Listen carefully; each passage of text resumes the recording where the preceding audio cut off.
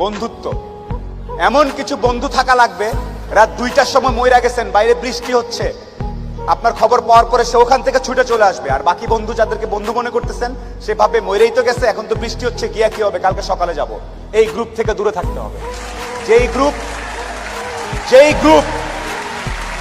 যেই বন্ধুগুলা বলবে যে বৃষ্টি টিষ্টি কিচ্ছু বুঝি না, ও সমস্যায় আছে, এখনই যাব, এইরকম একটা গ্রুপ খুঁজে বের করবেন। আপনার জীবনে আর কিছু চাওয়ার নাই, পরিবার, স্বাস্থ্য আর এরকম কিছু ফ্রেন্ডস আছে, আপনি অলরেডি সুপার সুপার সাকসেসফুল। পৃথিবীর সর্বোচ্চ ধনী ব্যক্তির থেকেও আপনি সাকসেসফুল।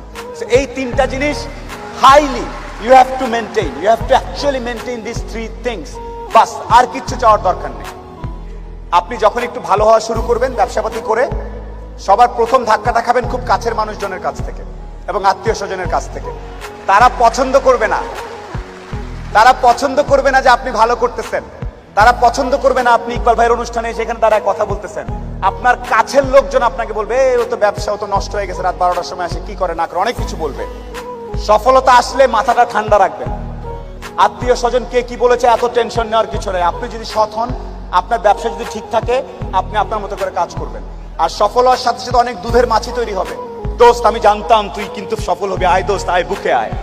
এই গ্রুপ থেকেও সাবধান। ট্রাস্ট মি, পই পই করে হিসাব রাখতে হবে যে আপনার দুঃসময়ে কে ছিল কে ছিল না। পই পই করে হিসাব রাখবেন, ডায়েরিতে দরকার লাগলে লিখে রাখবেন যে কখন চারানা চেয়েছিলাম, একটা সাপোর্ট চেয়েছিলাম, কে দেয় নাই আর কে দিয়েছে। যারা দিয়েছে তাদেরকে মাথায় তুলে রাখবেন, আর যারা দেয় নাই তাদেরকেও কাছে রাখবেন। Because you must